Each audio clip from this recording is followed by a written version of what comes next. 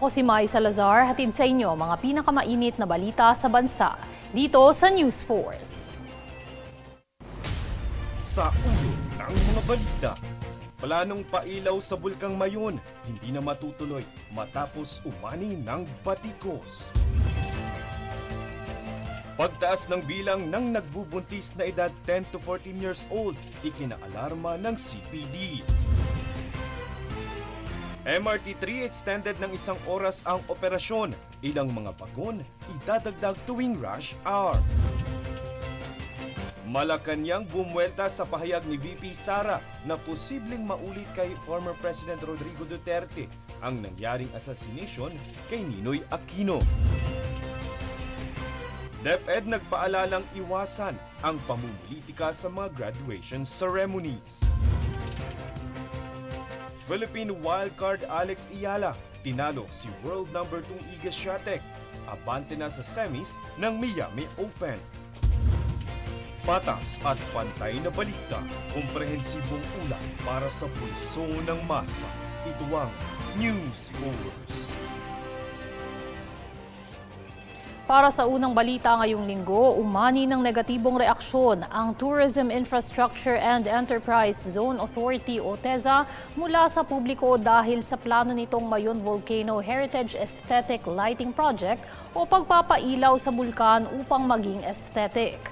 Ang kontrobersyal na proyektong ito ay tinatayang aabuti ng 1.3 billion pesos ang gastos. Bagamat naiintindihan ng pamahalaang panlalawigan ng Albay ang layunin ng proyektong ito na makaakit ng mas marami pang mga turista sa Albay, minabuti nitong hilingi na ipatigil ang planong pailaw sa bulkan. Dagdag pa ng lokal na pamahalaan, ang proyekto ay maaari lamang makasira sa kalikasan at kultural na kahalagahan ng Bulkang Mayon sa mga Albayanos, lalo na't ito ay isang protektadong lugar.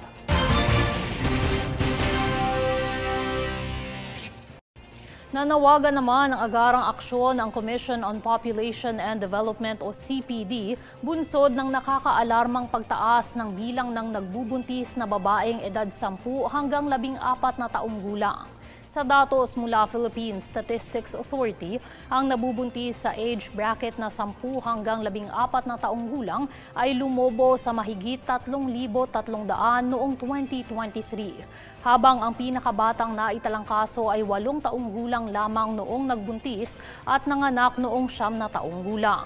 Tinukoy ni CPD spokesperson Mylene Mirasol Kiray na sexual na pang-aabuso at pamimilit o coercion ang pangunahing dahilan ng pagtaas ng early pregnancy sa bansa.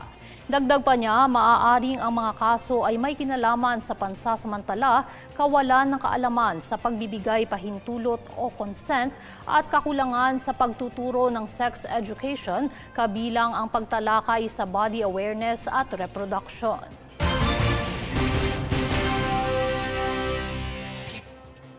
Nagsimula na nitong nakaraang Lunes ang 1 oras na extension ng operation ng Metro Rail Transit o MRT3. Kaya naman ang papuntang southbound mula sa North Avenue Station ay magsasara ng 10:25 p.m. habang ang mga pa-northbound naman mula sa Taft Avenue ay hanggang 11:04 p.m. na. Ayon sa Department of Transportation, dinagdagan ang operating hours ng naturang tren para makapagsakay ng maraming pasahero. Balak din umanong magdagdag ng ilang mga bagon tuwing rush hour.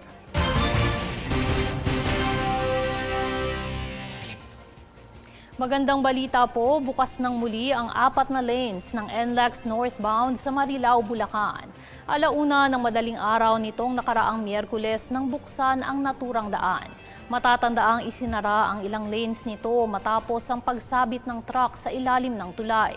Mas maaga sa inaasahan ng pagbubukas nito na dating sinabing 2 linggo pa maisa sa ayos.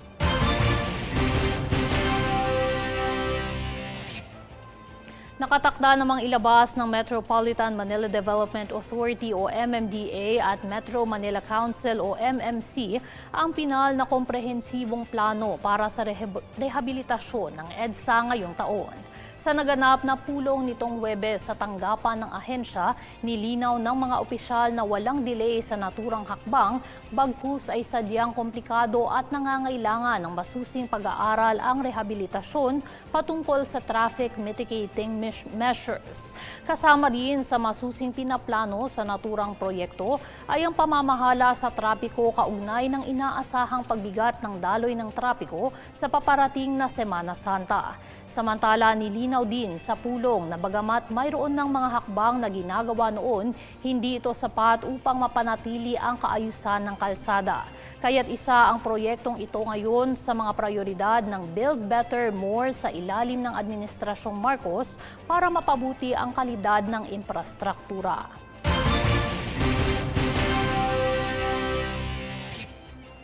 Sa ibang balita, personal na binisita ni Agriculture Assistant Secretary Genevieve Velicaria Guevara at mga opisyal ng DA ang New Marulas Public Market upang suriin ang pagsunod sa maximum suggested retail price ng bigas at baboy.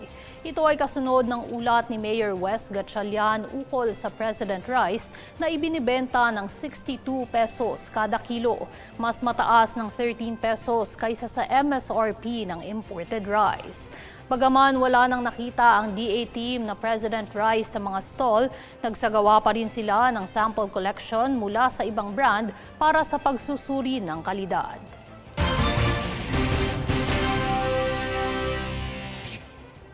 Samantala, naghihintay pa ng angkop na sagot ang Embahada ng Pilipinas sa Estados Unidos ukol sa ulat ng isang Pinay na nakadetin na ngayon sa Amerika matapos magbalik mula sa bakasyon sa Pilipinas.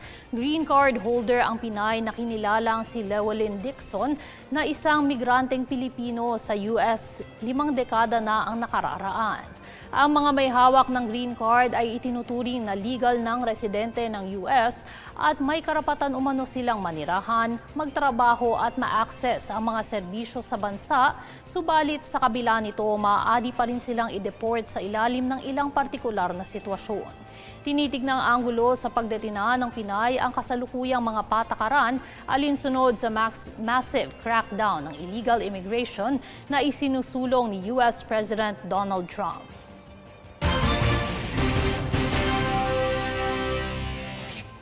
Susunod sa News Force. Senator Amy Marcos iginiit na hindi layong magpasikat kasunod ng pag-iimbestiga sa issue sa ICC.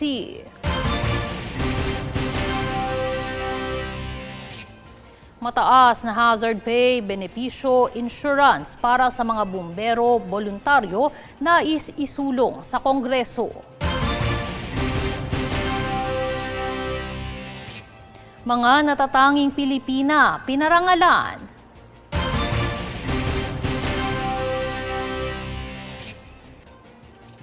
Manatiling nakatutok para sa higit pang mga balita sa pagbabalik ng News Force.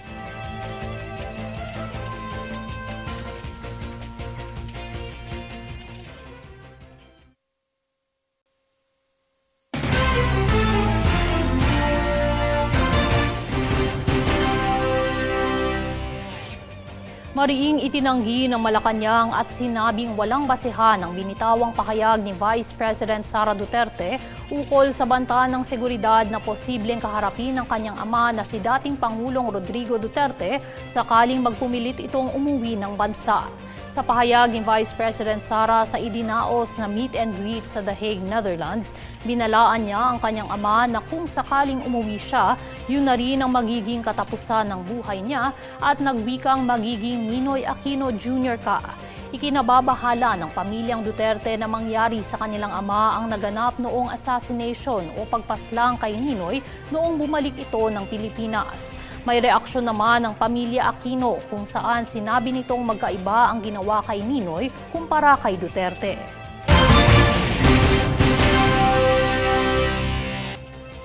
Iimbestigahan naman ng International Criminal Court ang mga ari-arian at pinansyal na yaman ni dating Pangulong Rodrigo Duterte upang matukoy kung kwalipikado siya sa legal na tulong na inaalok ng court. Ayon sa pahayag ni ICC spokesman Fadi El Abdallah, ang ICC lamang ang makakapagdesisyon kung hindi kayang tustusan ni Duterte ang pambayad sa kanyang mga abogado.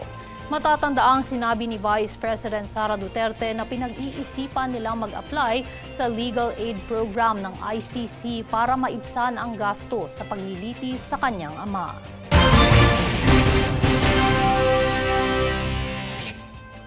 Nagpaalala po ang Department of Education ang mga school officials at education personnel ng mga partisan political activities sa mga paparating na seremonya ng pagtatapos ng mga estudyante. Para sa detalye, narito si Francis Riodique. Pinaaalahanan ng Department of Education ang mga opisyal ng mga eskwelahan at mga personnel nito na maging profesional kasabay ng pagiging neutral sa politika. Kasabay ito ng utos ng kagawaran sa pag-iwas sa mga election-related activities sa pagdaraos ng seremonya ng pagtatapos o graduation at moving up ceremonies. Base ito sa kamakailang inilabas na memorandum ng DepEd kaugnay ng nalalapit na national and local elections. Kasabay kasi ng pangangampanya ang panahon ng graduation ceremonies. Nakatakda kasing ganapin ang pagtatapos ng kindergarten, grade 6, grade 10, grade 12 at Alternative Learning System o ALS learners sa April 14 to 15. Samantala, nagpaalala naman ang Commission on Elections o COMELEC sa mga barangay at SK officials na maging patas sa pagpapagamit ng kanilang mga pasilidad para sa lokal na pangangampanya na magsisimula ngayong Biyernes, March 28. Iginiit ni COMELEC Chairman George Erwin Garcia na ang mga covered court at plaza ay pagmamay-ari ng pamahalaan. Kaya naman ay dapat umanong hindi maging bias ang mga barangay at SK officials sa pagpapagamit ng mga pasilidad kahit na pinayagan ng Korte Suprema na pwede silang mangampanya ng kanilang pinipiling kandidato. Pananagutin umano ang mga mapapatunayang opisyal na hindi nagiging patas. Francis Riodique, nag-uulat para sa Golden Nation Network.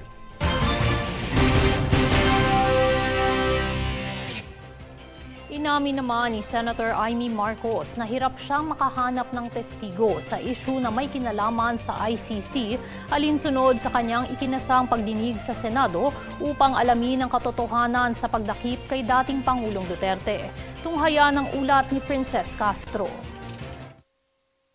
Inamin ni Foreign Relations Chair Senator Amy Marcos na hirap siyang makahanap ng mga testigo hinggil sa issue ni dating Pangulong Rodrigo Duterte na may kinalaman sa International Criminal Court o ICC, Interpol Diffusion at Red Notice.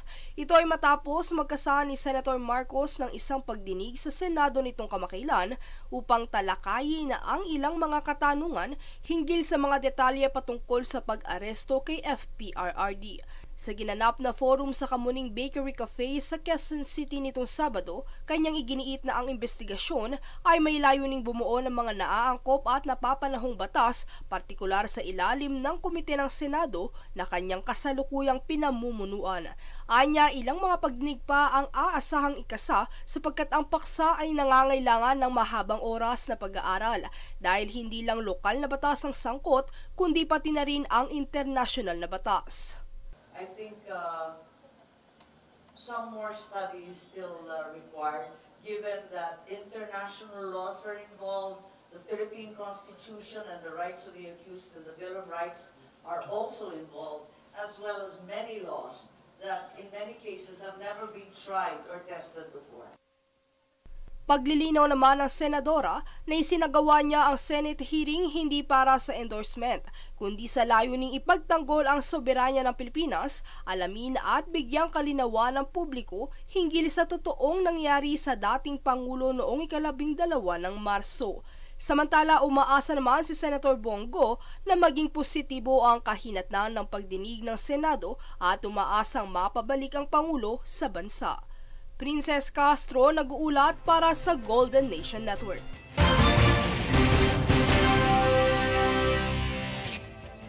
Kaugnay na balita, kilinaro ni Foreign Relations Committee Chair Senator Amy Marcos nitong Huwebes na hindi niya ikinasa ang investigasyon o pagdinig sa issue sa International Criminal Court o ICC para magpasikat.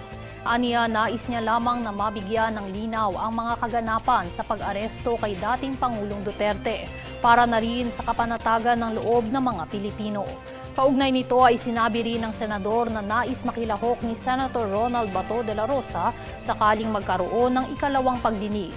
Kabilang din sa mga nais niyang masagot sa investigasyon ay kung karapat-dapat ba ang nangyari sa dating Pangulo at kung maiuuwi pa ba siya sa Pilipinas.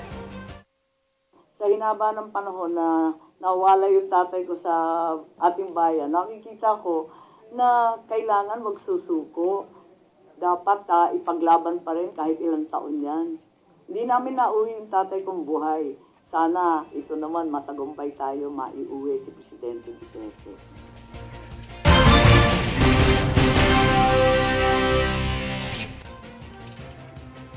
Bunsod ng kamakailang sinapit ng nasawing hepe ng bumbero sa Tondo, Maynila dahil sa pagliligtas sa sunog, mas lumakas ang determinasyon ng Ang Bumbero Party List na isulong ang kanilang advokasya na pangalagaan ang kapakanan ng mga bumbero maging ng mga voluntaryong tumutulong sa pagligtas sa sunog. Tunghayan ang ulat ni Princess Castro. Nais isulong ng Ang Bumbero ng Pilipinas o ABP Party List ang mas mataas na hazard pay, libreng serbisyong medikal, mas maayos na kondisyon sa trabaho at insurance coverage para sa mga bumbero lalo na sa mga nasusugatan o nasasawi sa pagtupad ng kanilang tungkulin. Sa pahayag ni Jose Antonio Capep Goitia, unang nominado ng Party List, mas determinado silang ipaglaban ang mga karapatan ng mga voluntaryong bumbero dahil hindi maaaring baliwalain ang kanilang sakripisyo at buhay sa operasyon. Ang pahayag na ito ay kaugnay ng kamakailang trahedyang sinapit ng isang hepe ng bumbero na kinilalang si Rodolfo Baniqued, 52 anyos na nasawi sa sunog, ilang oras lamang matapos sagipin ng isang asong na trap sa nasunog na bahay sa Tondo, Manila.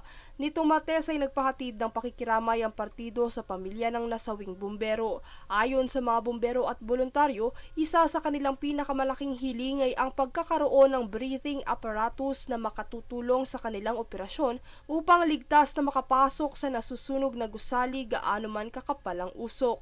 Ilan sa kanilang pangunahing prioridad sa ilalim ng kanilang advokasiyang para sa mas ligtas na Pinas ay ang pagpasa ng Firefighters Welfare Act na naglalayong itaas ang sahod, hazard pay at mga benepisyong pangkalusugan.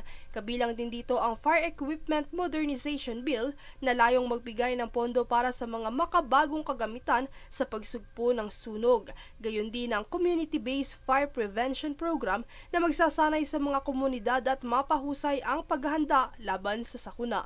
Sa kasalukuyan, ilan sa mga Senate Bill na mayroon ng bansa para sa mga bumbero ay ang Senate Bill 2168 o ang National Firefighters Day Act at Senate Bill 1139 o ang Educational Benefits for Firefighters Children at wala para sa iba pang pangangailangang seguridad ng mga bumbero. Samantala, isa lamang ang namayapang hepe sa mga magigiting na nagpamalas ng kabayanihan sa bayan na magsisilbing inspirasyon ng grupo upang itulak ang mga kinakailangang reforma sa sektor sakaling sila ay mabigyan ng puwesto sa Kongreso. Princess Castro nag-uulat para sa Golden Nation Network.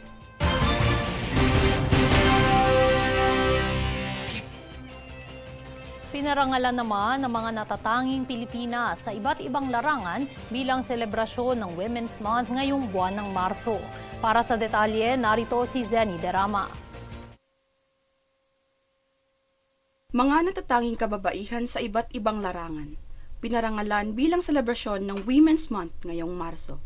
Ginawaran ng pagkilala ng Gawad Pilipino Awards ang mga babae sa lahat ng sektor na siyang tumutulong upang iangat ang bukas sa bagong Pilipinas. Pinangunahan ng founding chairman ng Gawad Pilipinas, Dr. Danilo Mangahas, ang pagtitipon na ginanap sa Tejerosol AFP Clubhouse, Camp Emilio Aguinaldo, Linggo ng gabi. Kasama sa mga pinarangalan ng Gawad Filipino Nation Women's Month Outstanding Senator of the Year, si Senator Pia Cayetano para sa kanyang mga advokasya at batas para sa proteksyon ng kababaihan at mga bata. Samantala, nabigyan din ng parangal ang ilan pang mga kababaihan sa iba't ibang larangan ng serbisyo publiko kasama ang mga opisyal ng pamahalaan gaya nila Department of Budget and Management Secretary Amena Pangandaman na ang kumatawan ay si Undersecretary Goddess Hope Libiran, Commission on Higher Education Commissioner Dr. Shirley Agrupis, Public Attorney's Office Chief Persida Rueda Acosta, National Commission on Indigenous People Chairperson Jennifer Pia Sibuglas, Department of Agrarian Reform Undersecretary Rowena Taduran, OFW Party List Representative Marisa Del Mar Magsino, at Bulacan 4th District Congresswoman Linabel Ruth Villarica. Kasama din sa mga pinarangalan na uniform personnel sina TSG Arlene Arat Mordeno ng Philippine Army at Bureau of Immigration Spokesperson Dana Sandoval. Kabilang sa mga kategorya ng mga parangal ay business, socio-civil, local government units at mga barangay official, artist at media. Kabilang din sa tumanggap ng parangal sina Diane Querer ng PTV4, Ricky Matay ng Net25 at GNN Golden Nation Network Vice President for Operations at Face the Nation host Lorlene Garcia Velarde bilang natatanging Pilipina sa larangan ng pamamahayag. Maraming salamat sa Gawad Pilipino Awards, Dr. Danilo Mangahas, sa pagkilala bilang isa sa mga natatanging Pilipina sa larangan ng pamamahayag. Isa po itong karangalan na magsisilbing inspirasyon sa aking araw-araw na pagsusumikap na maitaas ang antas ng buhay sa pamamagitan ng pagbibigay ng tamang impormasyon at kaalaman sa mga manonood ng GNN. Isang napapanahong pagkilala ngayon sa buwan ng mga kababaihan. Tama po, babae sa lahat ng sektor, aangat ang bukas sa bagong Pilipinas. Nais ko pong ibahagi ang pagkilalang ito sa lahat ng mga kababaihan na araw-araw ay patuloy na lumalaban sa hamon ng buhay. Mapa ito ay sa profesional na pagtatrabaho sa iba't ibang larangan, maging ang mga nanay na mga ilaw at kung minsan ay haligi na rin po ng tahanan. Ito po ay para sa ating lahat.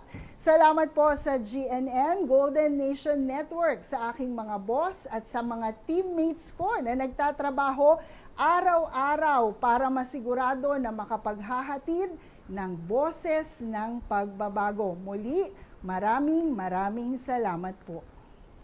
Zenny Darama, nag-uulat para sa Golden Nation Network.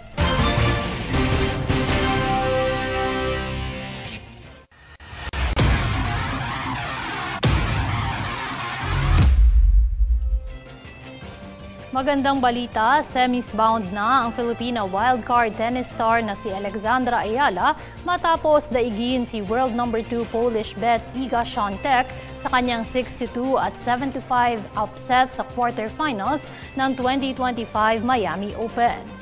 Dahil sa magkakasunod na dominasyon mula sa 140 pwesto sa world rankings, aasahan ang pagpasok ng pangalan ng 19-year-old prominent player sa top 100 ng Women's Tennis Association. At para sa kanyang laban sa Sabado, isa kina Emma Raducanu ng United Kingdom at US bet Jessica Pegula ang makakaharap ni Ayala para sa semifinals ng kompetisyon.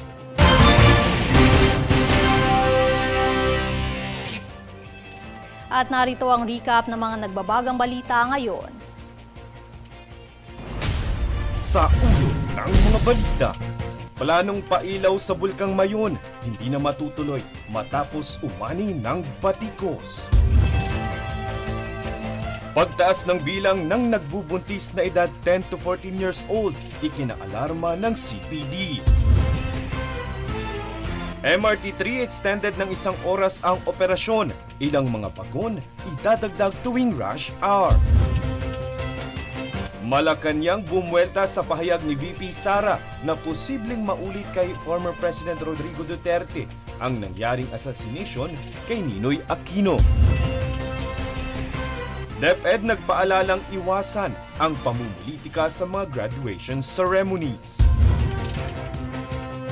Philippine wildcard Alex Ayala tinalo si world number 2 Iga Świątek. Abante na sa semis ng Miami Open. Patas at pantay na balita, komprehensibong ulat para sa pulso ng masa. Ito ang News Force. At yan ang pinakamainit na mga balita ngayong araw. Manatiling nakatutok sa aming mga ulat at updates sa aming Facebook page, facebook.com/Golden Nation Network. Ako si Mai Salazar at ito ang News Force.